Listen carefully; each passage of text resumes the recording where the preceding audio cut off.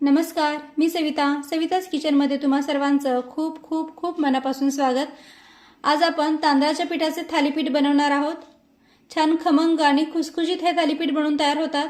अगदी झटपट बनवून तयार होतात, त्यामुळे मुलांना टिफिनमध्ये सुद्धा तुम्ही हे थालीपीठ बनवून देऊ शकता। चला तर तांदळाच्या पिठाचे थालीपीठ कसे बनवायचे ते पाहूया। तर इथे मी 1 वाटी तांदळाचं पीठ घेतलेलं आहे। आता सगळ्यात आधी काय करूया, मिरचीचं वाटण तयार करून घेऊया। मिक्सरचं एक भांडे घेऊया आणि या मिक्सरच्या भांड्यामध्ये 4 ते 5 मोडून घेतलेल्या हिरव्या मिरच्या टाकूया।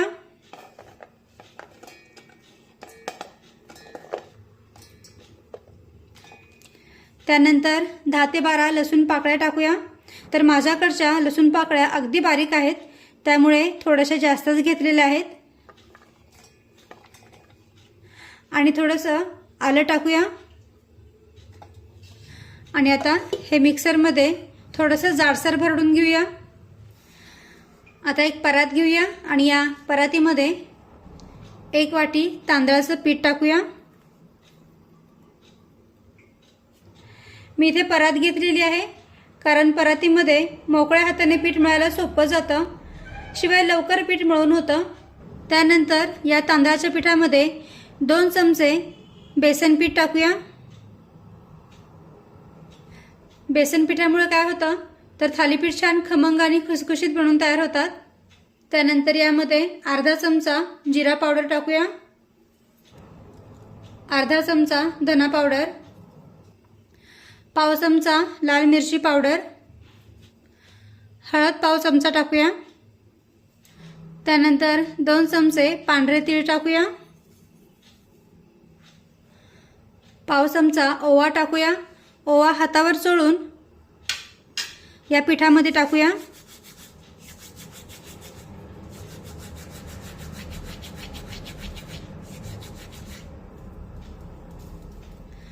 म्हणजे मग थालीपीठामध्ये ओव्याचा फ्लेवर खूप छान उतरेल।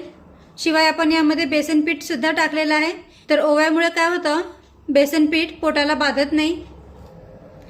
त्यानंतर चवीनुसार मीठ टाकूया, 2 चमचे तेल टाकूया, हा 1 चमचा आणि हा दुसरा चमचा।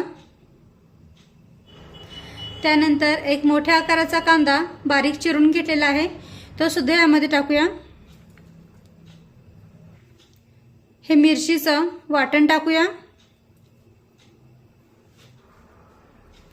त्यानंतर बारीक चिरलेली कोथिंबीर टाकूया। आता हे सर्व साहित्य व्यवस्थित मिक्स करून घेऊया।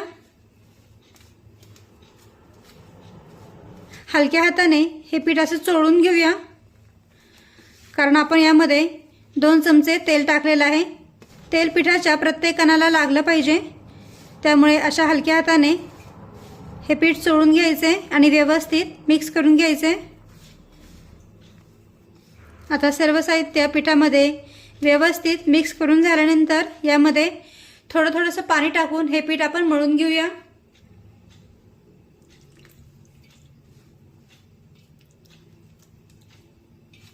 आपण जसं भाकरी बनवण्यासाठी पीठ मळून घेतो ना, त्याच पद्धतीने हे पीठ मळून घ्यायचे।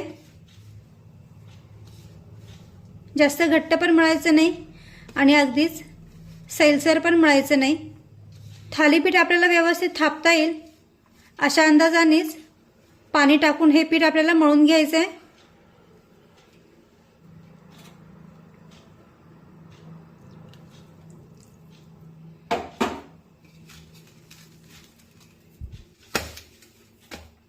तर पहा, थोडंसं पाणी टाकून हे पीठ मी छानपैकी मळून घेतलंय। जास्त घट्ट पण नाहीये आणि जास्त सैलसर पण नाहीये। आता लगेच आपण थालीपीठ बनवायला सुरुवात करूया।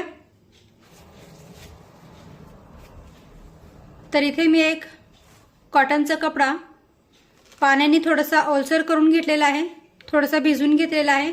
आता यावर पुन्हा थोडंसं पाणी टाकून घेऊया, म्हणजे मग थालीपीठ या कपड्यावर चिटकून राहणार नाही। त्यानंतर इथे मी एक पिठाचा गोळा घेतलेला आहे। आता या पिठाच्या गोळ्याला पाण्याच्या हाताने थापून घेऊया। सगळीकडून एकसारखं थालीपीठ थापून घ्या.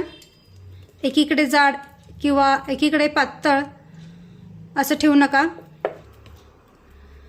हाताला थोडंसं पाणी लावून थालीपीठ थापून घेतलं ना तर मग थालीपीठ अगदी व्यवस्थित थापता येतं. पीठ हाताला चिटकून राहत नाही. तर पहा, थालीपीठ मी इथे छानपैकी थापून घेतलेलं आहे. आता काय करायचं तर या थालीपीठाला मध्ये असं होल करून घेऊया.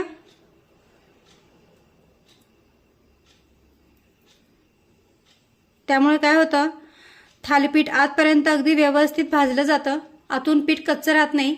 आणि आता हे थालीपीठ आपण तव्यावर टाकूया. तर इकडे गॅसवर मी तवा गरम करायला ठेवलेला आहे. आता या तव्याला तेल लावून घेऊया.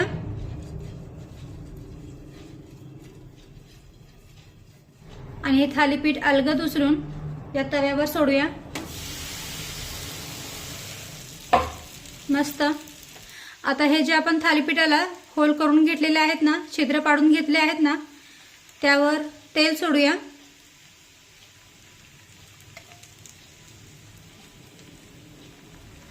म्हणजे मग आतपर्यंत थालीपीठ व्यवस्थित भाजलं जाईल. त्यानंतर थालीपीठावर झाकण ठेवूया आणि मध्यम आचेवर 3 ते 4 मिनिटे हे थालीपीठ भाजून घेऊया. आणि आता 3 ते 4 मिनिटांनी या थालीपीठावरचं झाकण काढूया आणि हे थालीपीठ पलटून घेऊया. मस्त. तर पहा, एका बाजूने हे थालीपीठ छानपैकी भाजलेलं आहे. खूप छान रंग आलेला आहे या थालीपीठाला. आता पुन्हा यावर थोडंसं तेल सोडूया. आता पुन्हा यावर झाकण ठेवूया. पुन्हा 3 ते 4 मिनिटांनी या थालीपीठावरचं झाकण काढूया आणि हे थालीपीठ पलटून घेऊया.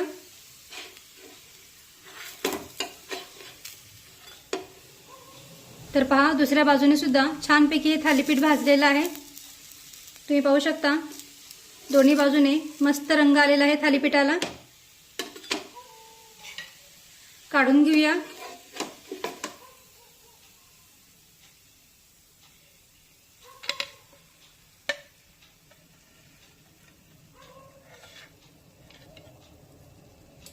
छान खमंग आणि खुसखुशीत थालीपीठ बनवून तयार झाले. आता अशाच पद्धतीने राहिलेल्या पिठाचे थालीपीठ बनवून घेते. तर इथे आपले तांदळाच्या पिठाचे थालीपीठ बनवून तयार आहेत. तुम्ही पाहू शकता, एकदम मस्तपैकी हे थालीपीठ बनवून तयार झालेले आहेत. आपण घेतलेल्या साहित्यामध्ये एकूण 5 थालीपीठ बनवून तयार झालेत. छान खमंग आहेत, खुसखुशीत आहेत आणि चवीला पण हे थालीपीठ एकदम मस्त लागतात. बनवायला पण खूप साधे आणि सोपे आहेत. अगदी झटपट बनवून तयार होतात. त्यामुळे मुलांना टिफिनमध्ये सुद्धा तुम्ही हे थालीपीठ बनवून देऊ शकता. हे थालीपीठ तुम्ही दह्यासोबत, टोमॅटो सॉससोबत, लोणच्यासोबत किंवा तुमच्या एखाद्या आवडीच्या चटणीसोबत खाऊ शकता. खूप छान लागतात. नुसते जरी खाल्ले ना तरी चवीला खूप छान लागतात. तर तुम्ही सुद्धा अशा पद्धतीने तांदळाच्या पिठाचे थालीपीठ नक्की करून पहा. आणि व्हिडिओ आवडला असेल तर व्हिडिओला प्लीज लाईक करा, शेअर करा आणि सबस्क्राईब करायला विसरू नका. थँक्यू.